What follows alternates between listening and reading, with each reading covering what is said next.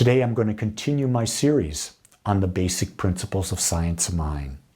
And today we're going to talk about spiritual tools, the tools of imagination and visualization. The science of mind, as I've stated before, is a philosophy that combines spiritual principles with the insights of science and the opinions of philosophy to provide a comprehensive understanding of life and human experience. I love that because what I love about the science of mind is that it's practical, that we can use it. And when we use it, we become powerful creators of our life experience. You see, creative imagination combined with visualization are tools that we can use to help manifest our desired outcomes. By vividly imagining and visualizing a desired reality, we create the mold from which our experience is created. You see, our mind creates. Whatever we think about most with feelings, followed by words and actions, becomes our experience. So in order to grow, in order to have a new experience, we must start with what? We must imagine that new experience. And then we must visualize it as if it were a part of our life right now. Not in the future, but right now. We visualize it. We create that mental atmosphere. And when we imagine and we visualize it and we embody it, we create the mold from which the universal power, the law that is always responding to us, brings forth into our experience. But until we imagine something new, that's the first step. Nothing changes in our life. Imagination is the mental ability to form images, ideas, concepts, and sensations that are not immediately present, nor have they ever been experienced in your current reality. You're going beyond the known. Many people imagine the known, something from the past. Well, that's not new. That's not expansive. Our goal is to step into the unknown. And why it's so beautiful is that the contrast to that is we have tremendous fear of the unknown. So there's the duality. Fear and yet all the excitement you could imagine. They're both in the unknown. But are you brave enough? Do you know your real truth that you're willing to take that step?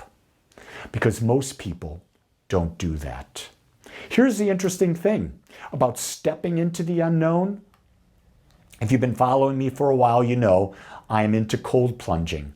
I started on December 31st, and between now and then, I've only missed 8 days, and it was because I was on a cruise. But if I'm home, I'm doing a cold plunge, 54 degrees. Here's the beauty of it. No matter how many times I do it, when I get into that, it's uncomfortable.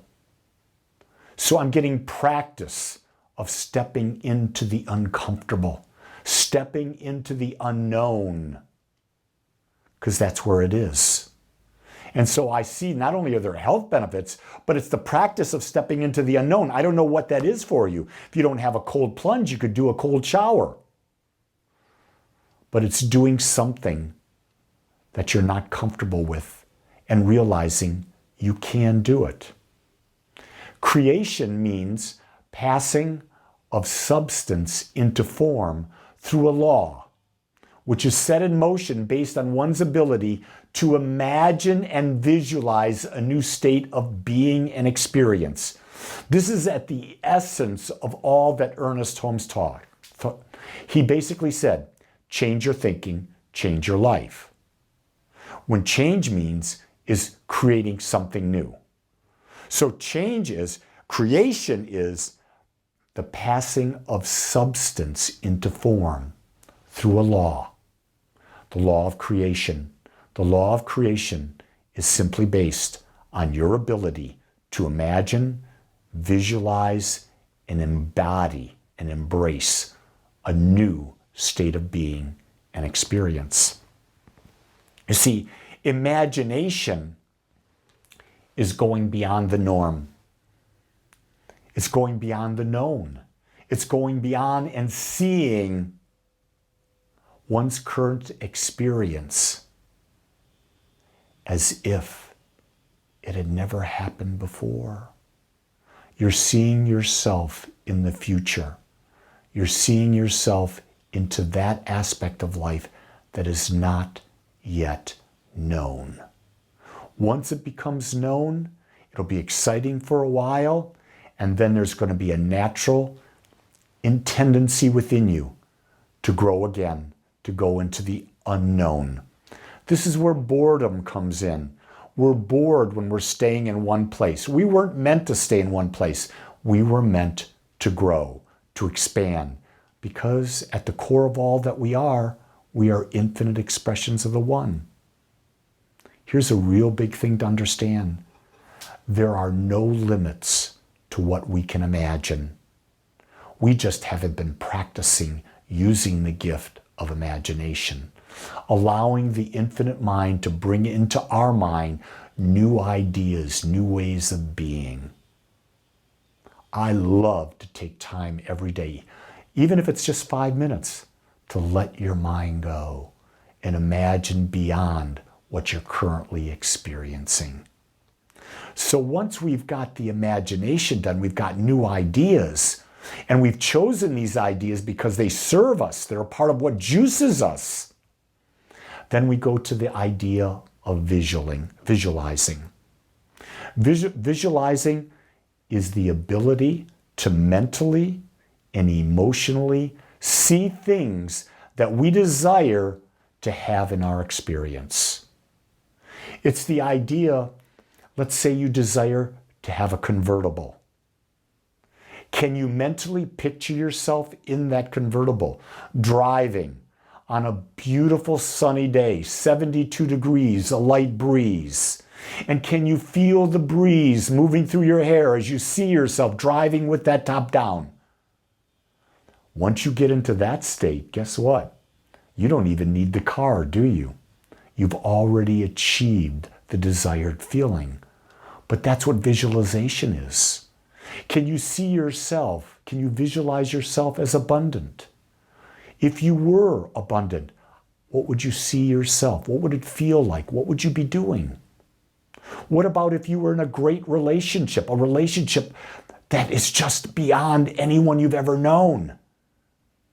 Do you have the ability to mentally see it? And what would it feel like? Let me give you a key. I'm in a relationship like that. And the key about that is when I visualize that relationship, I visualize not only am I connected with my partner, but I feel free. And I think we have forgotten that we think relationships, it's the old ball and chain. Oh my God, I've got a partner, I've got to do this. No.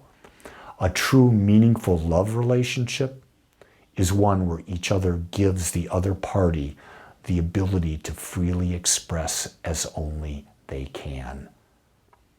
So here's a question. Can you imagine that? Or are you stuck? That you're not free? That it is a ball and chain? That you have to sacrifice?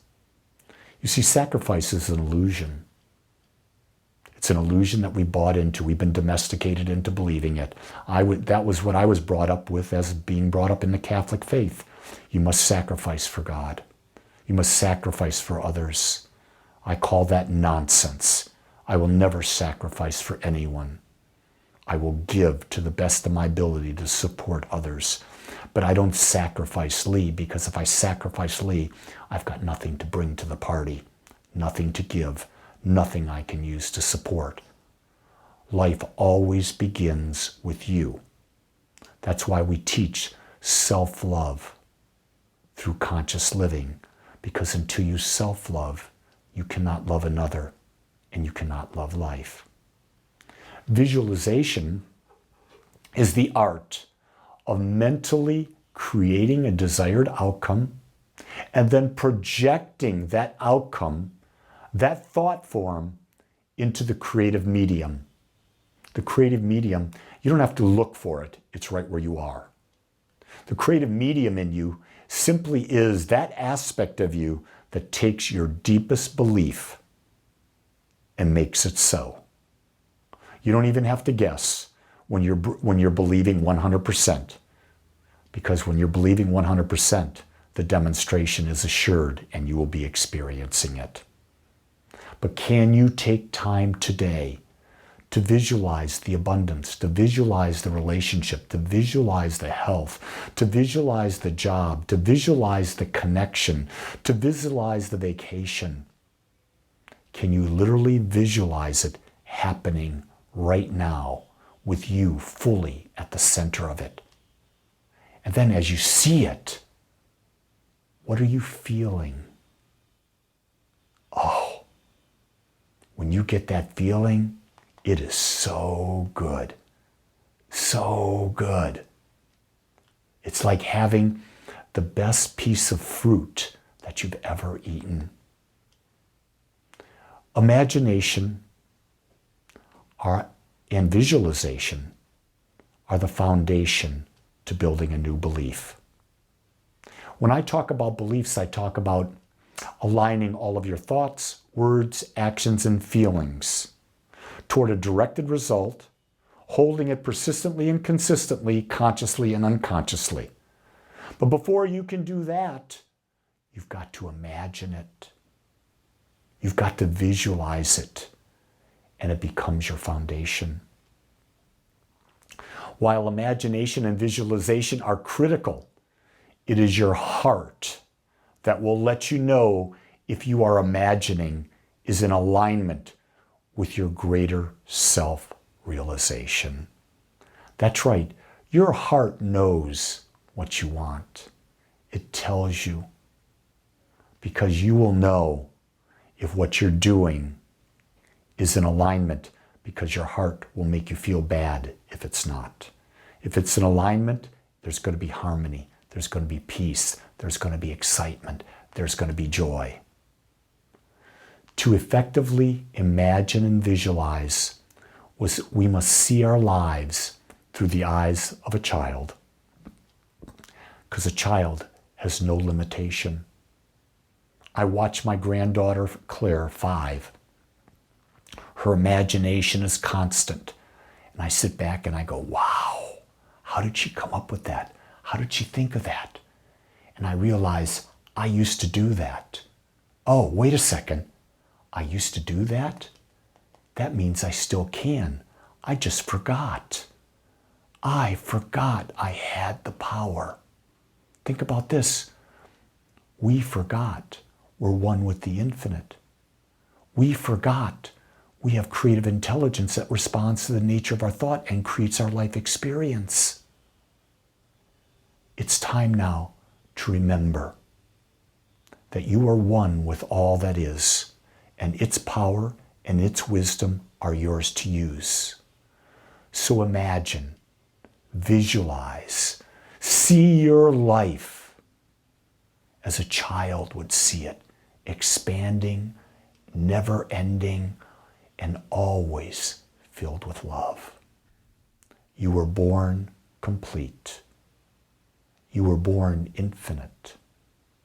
You have no limitations.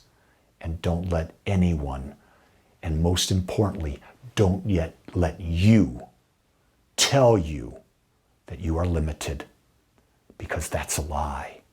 The truth is, you are free to experience whatever you choose to believe.